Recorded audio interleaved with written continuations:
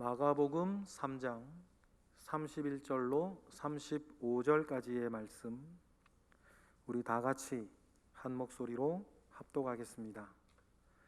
그때에 예수의 어머니와 동생들이 와서 밖에 서서 사람을 보내어 예수를 부르니, 무리가 예수를 둘러 앉았다가 여짜오되, 보소서, 당신의 어머니와 동생들과 누이들이 밖에서 찾나이다. 대답하시되, 누가 내 어머니이며 동생들이냐 하시고, 둘러 앉은 자들을 보시며 이르시되, 내 어머니와 내 동생들을 보라. 누구든지 하나님의 뜻대로 행하는 자가 내 형제요 자매요 어머니이니라. 아멘. 영상으로 찬양하는 오직 예수 성가대의 찬양이 날로 새로워지고 날로 잘해지는데, 이걸 좋아해야 될지 싫어해야 될지 모르겠습니다.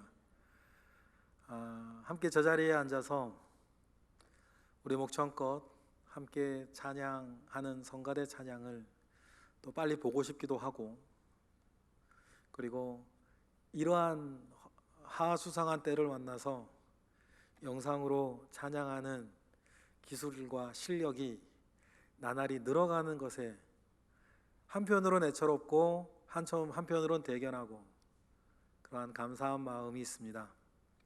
중요한 것은 무엇입니까? 어떻게 하든지 간에 하나님을 찬양하는 것이고, 더 잘 찬양하는 것이고, 어떤 지경에 있든지 하나님을 예배하는 것이고, 하나님을 더 잘 예배하고자 하는 마음이 우리 가운데에 뜨거운 불처럼 살아있기를 주님의 이름으로 축복합니다. 톨스토이가 1877년에 발표한 장편소설 안나 카레리나라고 하는 책이 있습니다. 전쟁과 평화와 더불어서 톨스토이 대표작이라 할 수 있죠.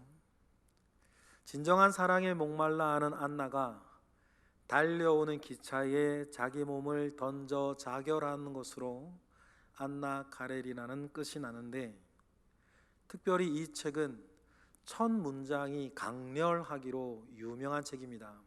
첫 문장이 이래요. 행복한 가정은 모두 닮았지만 불행한 가정은 저마다 다른 이유들로 불행하다. 안나 카레리나가 담고 있는 역사적, 철학적, 사회적 통찰보다 이 문장 하나를 보고도 정말 맞다고 고개가 끄덕여지는 대목입니다. 목회를 하면서 만나게 되는 가정의 이야기가 정말 그렇습니다. 행복하고 단란한 가정은 보이는 모습도 그리고 이유도 서로 비슷비슷합니다. 하지만 고통에 찌들어 괴로워하고 있는 가정은 저마다의 기구한 다른 이유들이 있습니다. 핑계 없는 무덤 없다고 공공연하게 드러난 이유들도 있고, 아니면 은밀하게 숨겨져 있는 불행한 다른 이유들도 있습니다. 그런데 그 모든 것을 신앙의 눈으로 보면 모든 것은 결국 하나님과 연합하고 있지 못한 사람들, 그 죄의 결과들이에요. 그 죄가 드러나는 양상은 사실 여기에 모인 사람들의 이름 숫자만큼이나 다양합니다. 그 다양한 양상은 양상이고 원인은 하나라고 하는 영적인 통찰을 우리 믿는 이들은 가지고 있으셔야 돼요. 그 모든 다양한 양상의 근본적인 원인은 하나님을 떠난 사람의 죄와 그 죄의 결과물들이라고 하는 것을 우리는 잊지 말아야 됩니다. 그래야 믿는 이로서의 답이 나와요. 그렇다면 여기에서 중요한 답, 해결책은 무엇입니까? 한 사람 한 사람이 하나님과 연합하는 것입니다. 그래서 하나님이 주시는 은혜 아래 비극의 씨앗인 죄를 애초부터 죽여가는 것이에요.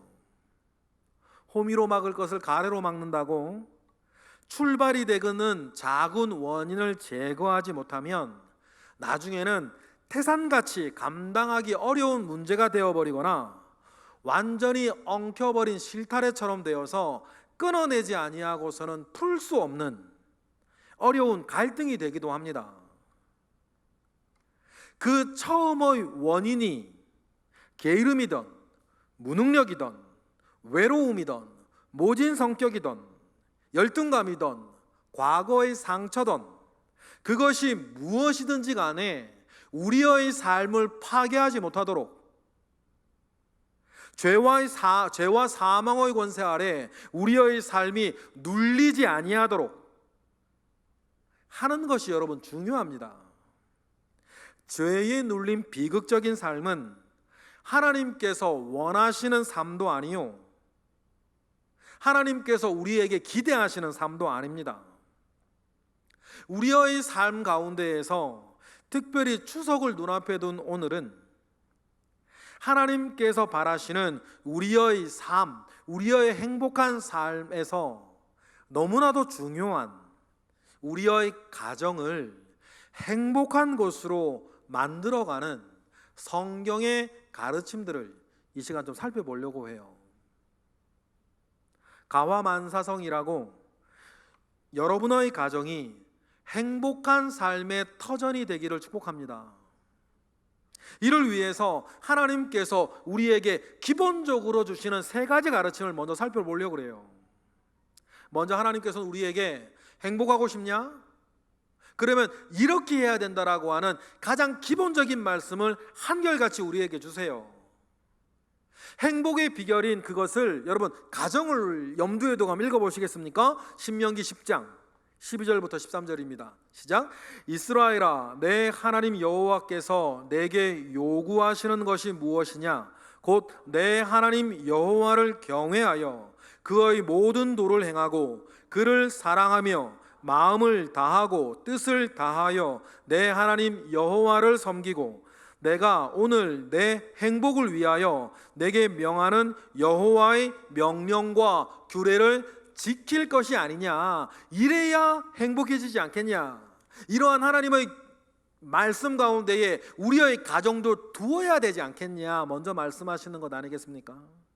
마치 아버지가 자기 자식이 행복하고 건실하고 보람된 삶을 살기를 원하는 것처럼 하나님은 우리의 가정이 행복하기 위해서도 이렇게 말씀하시는 거예요. 여호와 나를 진심으로 섬기고 너의 행복을 위해서라도 나 여호와의 말씀에 순종해야 된다. 주님이 그 말씀을 하시는 거거든요. 이미 결혼하여 가정을 가지신 분이나 가정을 앞으로 가지실 분이 먼저 마음에 품고 있어야 할 첫 번째 말씀 아니겠습니까? 그리고 행복한 가정을 꾸려나가기 위한 하나님의 두 번째 가르침을 한번 보겠습니다. 결론적으로 벌써 말씀을 드리면 나의 재미를 좀 절제하고 가족들 한 사람 한 사람에 대해서 책임감을 가지라는 거예요. 디모데전서 5장 6절 8절 보겠습니다. 시작. 향락을 좋아하는 자는 살았으나 죽었느니라. 내가 또한 이것을 명하여 그들로 책망받을 것이 없게 하라. 누구든지 자기 친족, 특히 자기 가족을 돌보지 아니하면 믿음을 배반한 자요 불신자보다 더 악한 자니라. 자기 향락을 쫓아다니느라 가족을 돌아보지 못하는 철없는 사람들, 그 사람들을 여러분 의외로 자주 발견해요. 친구가 좋고 노는 것이 좋고 다른 면에서 성공하는 것도 좋지만 하나님, 우리에게는 하나님께서 이미 주신 소중한 것들이 있습니다. 심지어는 여러분 성적인 쾌락을 끊지 못해서 가족들의 가슴에 대못을 박는 사람들도 있습니다. 악한 세상은 불륜을 저지르는 사람들에 대해서 죄를 묻지 말라고 뻔뻔스럽게 말을 합니다. 그래서 간통죄가 폐지되었지 않습니까? 그래서 주거 침입죄로라도 죄를 물으려고 하는 가련한 사람들이 나타났는데 1심 재판 다르고 2심 재판 다르고 세상은 혼돈에 빠졌어요. 세상의 법정에서는 형법상으로 죄를 묻지 못하게 되었다 하더라도 하나님은 이렇게 말씀하십니다. 향락을 좋아하는 자는 살았다는 이름을 가졌으나 죽은 자니라. 하나님은 이미 그러한 사람에게 사형을 선고하셨어요. 그리고 하나님은 그 향락을 끊고 자기 가족을 돌보라고 하십니다. 만약에 그리스도인 중에서 향락 때문에 자기 가족을 돌보지 않는 사람이 있다면 그 사람은 불신자보다 악한 자라고 말씀하셨어요. 하나님께서 가장 가까이에 두신, 사랑하라고 두신 아내와 남편, 부모와 자식도 사랑하지 못하면서 다른 무엇인가를 사랑할 수는 없는 것 아닙니까? 그가 만약에 무엇인가를 스스로 사랑한다라고 말한다면 그것은 위선이에요. 향락을 쫓아 자기 좋은 것, 자기 재미있는 것을 쫓아다니는 짐승 같은 자기 삶을 숨기고 싶을 뿐 아닙니까? 아무리 고상한 이유를 들여댄다 하더라도 말이에요. 그리고 행복한 가정을 위해서 하나님께서 성경을 통해서 우리에게 주시는 세 번째 가르침은 부모님을 향해 있어요. 우리 디모데전서 5장 4절 하반절 우리 다 같이 읽겠습니다. 시작. 그들로 먼저 자기 집에서 효를 행하여 부모에게 보답하기를 배우게 하라. 이것이 하나님 앞에 받으실 만한 것이니라.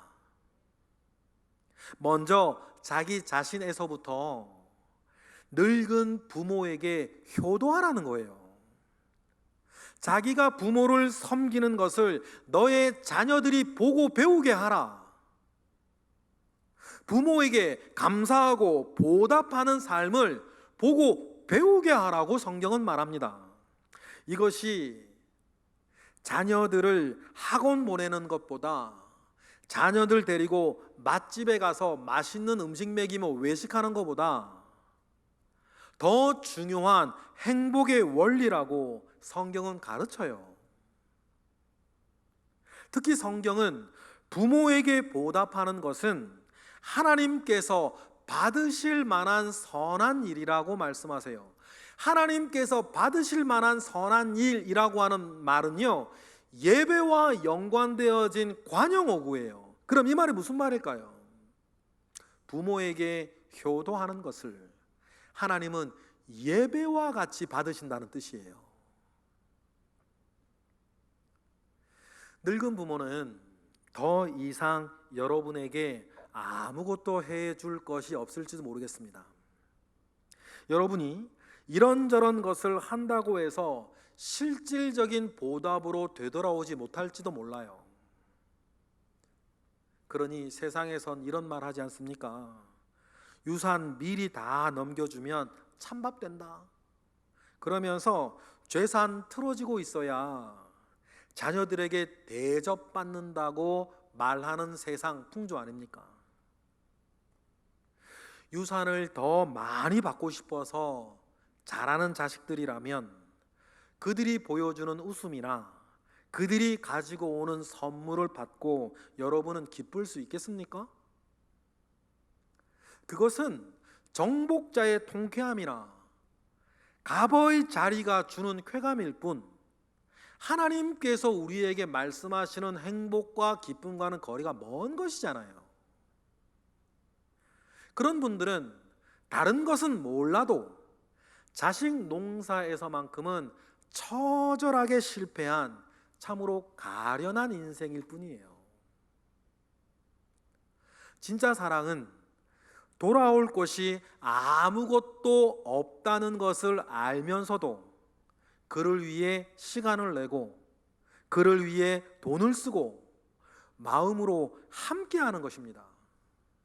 나에게 잘해 주었건 나에게 잘 못해 주었건 부모라는 이유 하나에 보답하고 싶은 마음이 살아있는 것입니다. 하나님은 이것을 기뻐하시고 이런 마음과 행동을 예배로 받으신다 라고 하는 사실들을 여러분은 꼭 기억하셔야 돼요. 하나님은 세상살이에서 우리가 얼마나 잘 살아가고 있는지 체크하시는 중요한 기준으로 여러분 부모를 어떻게 봉양하고 섬기는가를 하나님은 보신다는 사실을 우리는 기억해야 됩니다. 그런데 여기에서 우리가 한 발 더 나아가서 생각할 것이 있습니다. 그것은 우리가 그리스도인이 되는 순간 우리에게는 혈연적인 가족 외에 다른 가족이 생겼다는 사실을 아는 것입니다.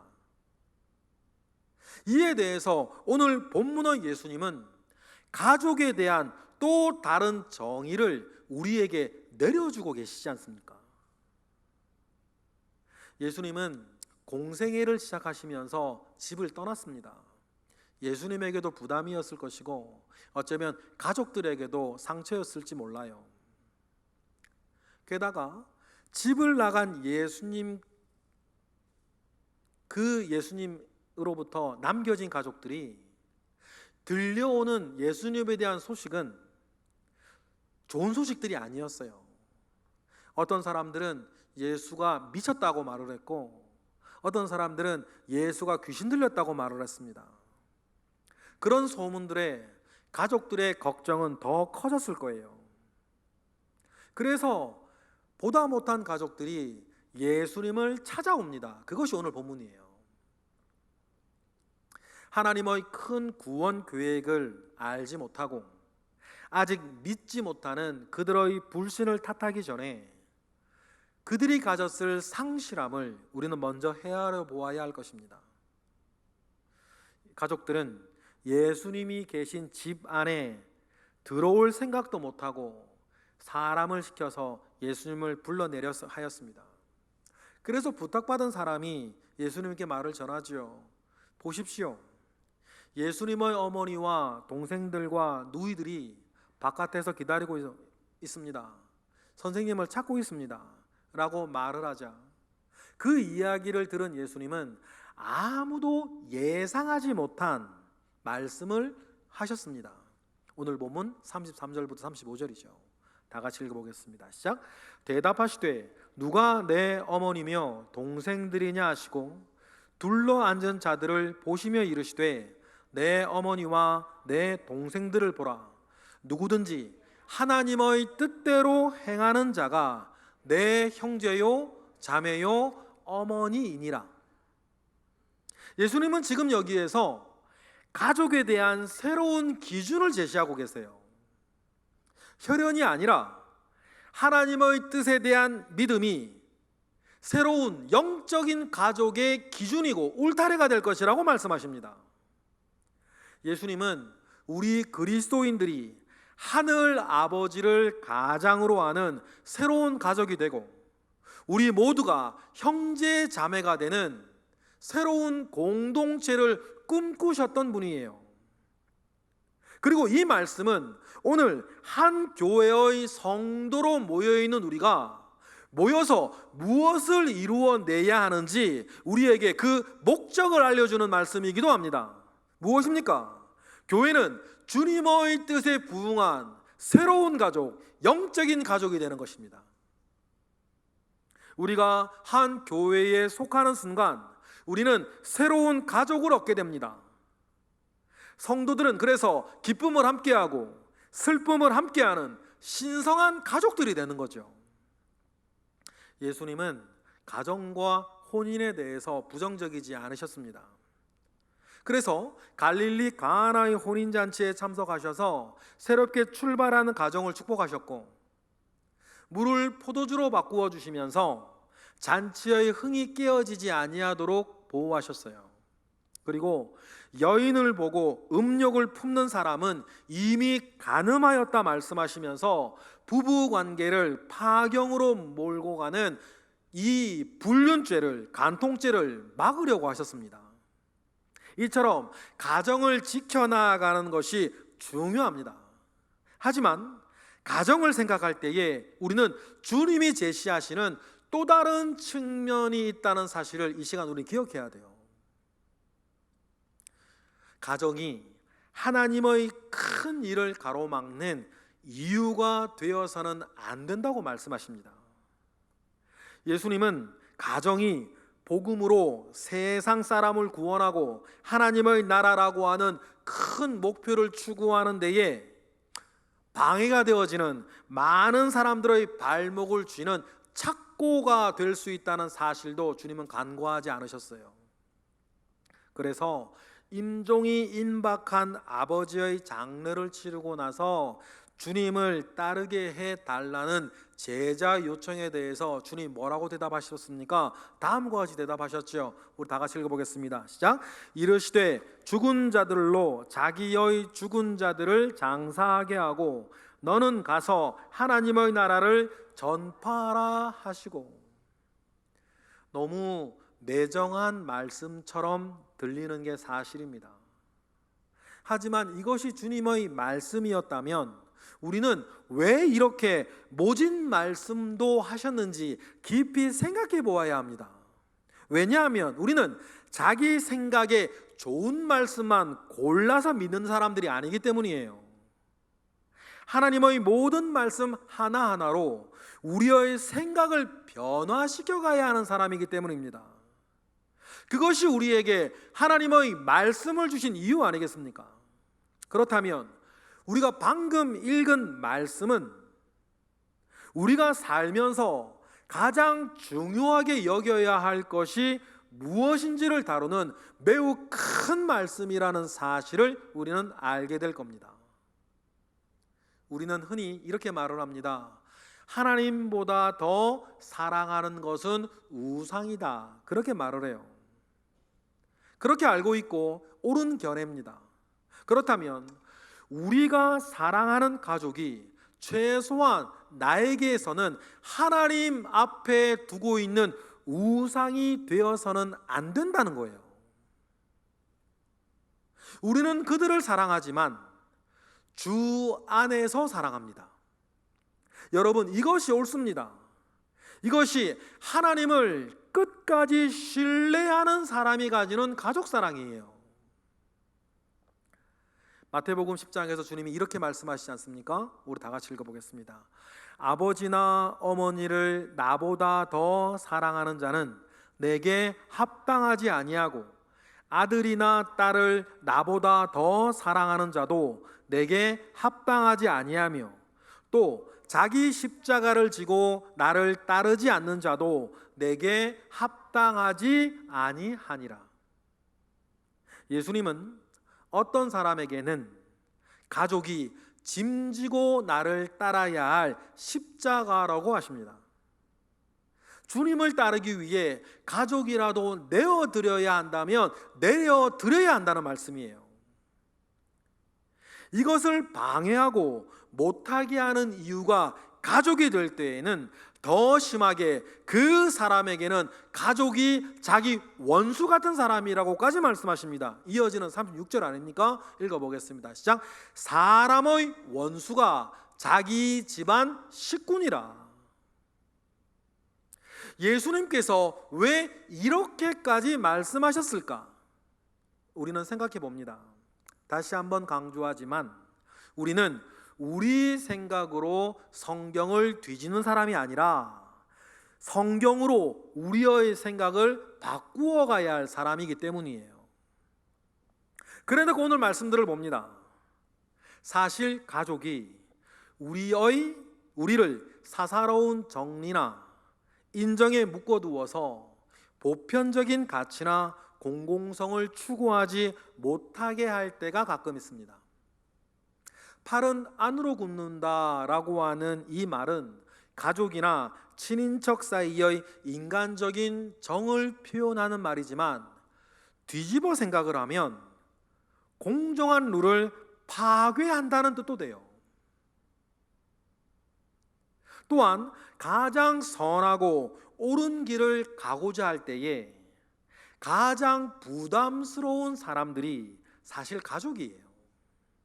예를 들어 독립운동을 하던 이들의 가슴을 가장 아프게 하던 이유가 뭡니까? 가족들이었어요. 가족 사랑이 하나님의 일을 하는 데 있어서 가장 무거운 가슴 아픈 대가가 될 때가 지금도 많이 있어요.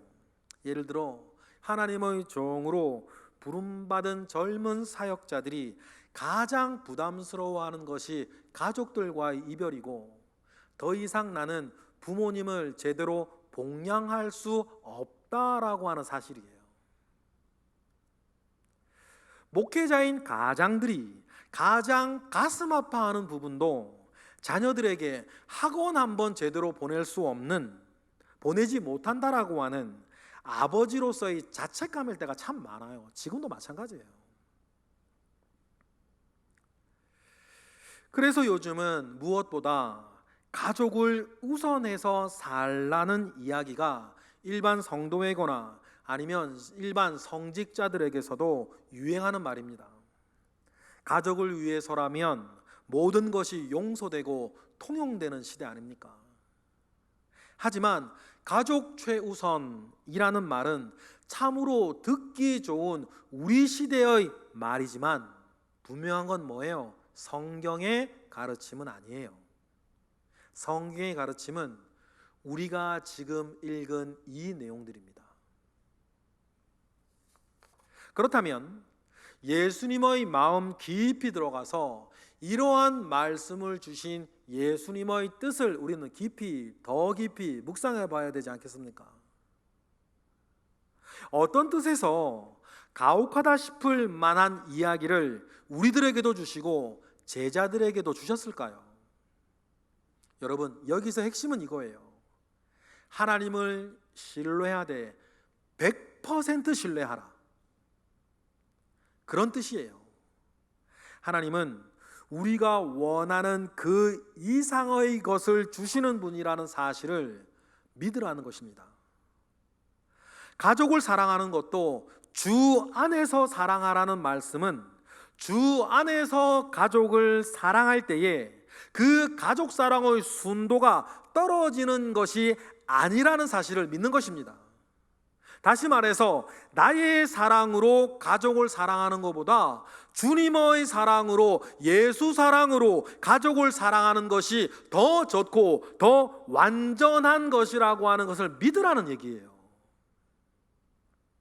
그래서 마가복음 10장 29절 30절에선 우리에게 다음과 같이 말씀하시기도 하십니다. 다 같이 읽어보겠습니다. 시작. 예수께서 이르시되 내가 진실로 너희에게 이르노니 나와 복음을 위하여 집이나 형제나 자매나 어머니나 아버지나 자식이나 전토를 벌인 자는 현세에 있어 집과 형제와 자매와 어머니와 자식과 전토를 100배나 받되 핍박을 겸하여 받고 내세에 영생을 받지 못할 자가 없느니라. 이 말씀에 너희의 믿음을 심고 나와 복음을 위하여 일단은 먼저 가족이라도 버릴 수 있겠는가? 우리 주님은 물으시는 것입니다. 그때엔 반드시 어려움도 있고 섭섭함도 있고 심지어는 핍박도 있을지 모르겠다. 그래도 할 수 있겠느냐 물으시는 거예요. 그럼에도 불구하고 주님을 100% 믿기에 아멘으로 화답하는 우리 모두가 되기를 축복합니다.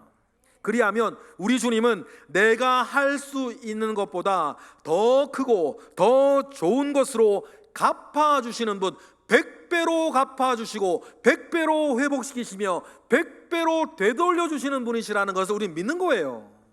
주님을 믿되 100% 믿는다는 말은 그걸 말하는 것입니다. 여러분, 이것이 무엇입니까? 하나님에 대해서 우리가 가지고 있는 믿음입니다. 우리가 이러한 믿음 가운데에 더욱 단단한 지체를 이루어갈 때에 하나님은 말씀을 통해서 주시는 은혜를 통해서 우리 가정을 더욱더 든든하게, 더 아름답게, 더 행복하게 하나님께서 만들어 주신다라고 하는 사실들을 신뢰하고 믿고 따라가는 것. 그래서 내 사랑으로 사랑하지 아니하고 예수 사랑으로 가족도 사랑해 나아가는 더 훌륭한 사랑으로 그들을 맞이하게 하는 것. 여러분, 그것이 우리의 믿음 아니겠습니까? 지금 우리는 부패와 폭력이 만연한 세상을 살고 있습니다. 인간에 대한 무례함이 일상적으로 저질러지는 세상을 우리 모두는 살고 있습니다. 아쉽게도 우리가 만나는 현실은 가족에 대해서도 다르지 않아요. 많은 사람들이 자기의 가족들에게 더 무례한 일을 하고 더 상처를 주고 있습니다. 익숙하다는 이유로 다른 사람에겐 하지 않을 말과 행동으로 가족들에게 상처를 주고 실망을 주는 일들이 사실 각 가정마다 비일비재하게 일어나고 있습니다. 그래서 가족은 이해하겠거니 하며 함부로 말해요. 가족은 이해하겠거니 함부로 행동합니다.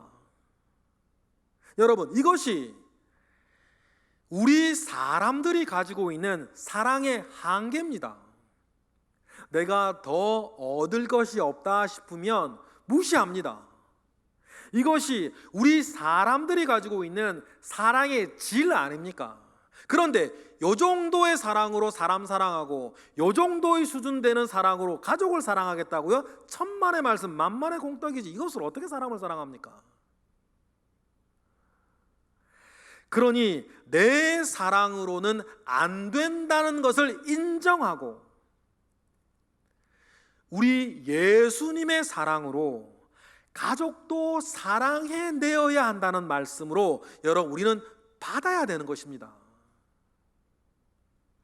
그리고 그 사랑의 범위도 혈육으로 해서 믿음으로 끌어올려야 된다고 오늘 본문에서 주님은 말씀하시는 거예요.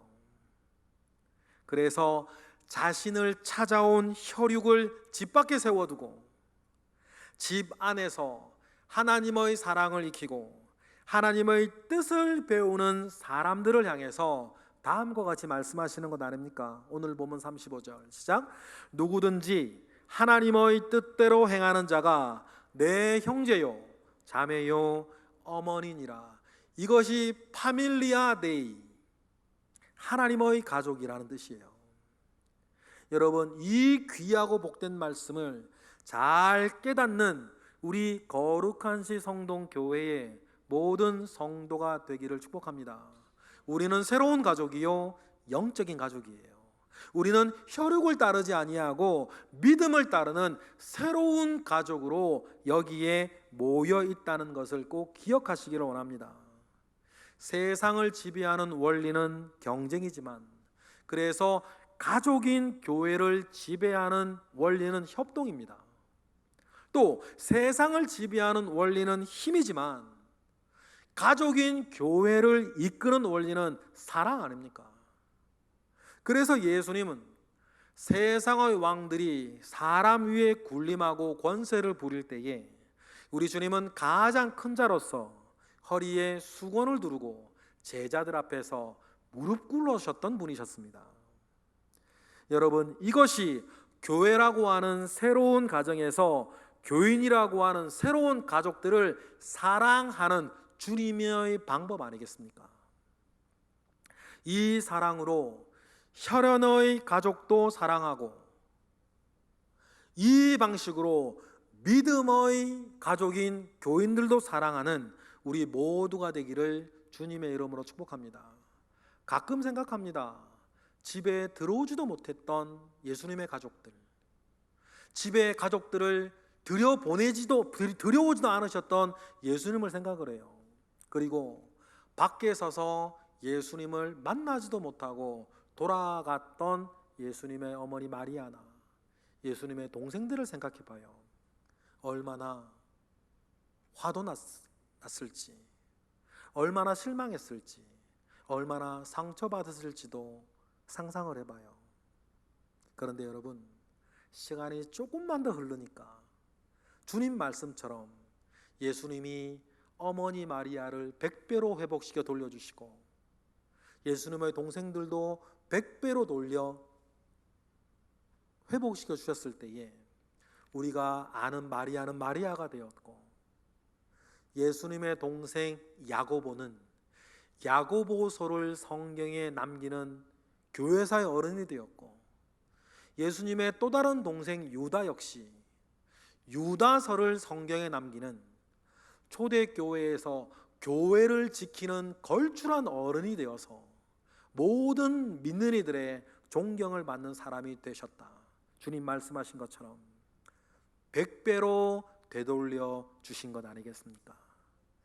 나의 사랑으로는 이 일은 불가능하지만 우리 예수님 사랑으로는 이런 일도 가능하다. 이렇게 될 것을 미리 아셨는지 주님은 자신과 자신을 따르는 사람들의 삶을 다음과 같이 정의하신 적이 있습니다.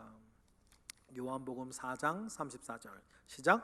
예수께서 이르시되 나의 양식은 나를 보내신 이의 뜻을 행하며 그의 일을 온전히 이루는 이것이니라. 이러한 하나님의 뜻이 온전히 이루어졌을 때에 나도 행복하고 우리 가정도 행복하고 가정도 회복되어졌다는 것을 우리는 기억하는 것입니다. 추석 연휴가 시작되었습니다. 작년 명절 언제부터인가 불효자는 옵니다 라는 프랭카드를 붙여놓고 명절이라도 부모님을 찾지 말라고 권하는 것이 상식으로 통하는 세태를 우리는 살고 있습니다. 그래도 이건 아니지 않나 라고 하는 마음이 있지만 많은 것들이 타협되고 있습니다. 여러분, 이런 와중에서도 우리는 우리의 최선을 다해서 주님의 사랑으로 가족을 사랑하시기를 바랍니다. 주 안에서 가족을 사랑하는 것의 의미와 범위에 대한 오늘 하나님께서 우리에게 나누어 주신 말씀이 있습니다. 중요한 것은 무엇입니까? 이러한 하나님을 신뢰하고 하나님의 말씀에 순종하여서 하나님의 그 신뢰를 100%의 신뢰를 하나님께 내어드리는 것입니다.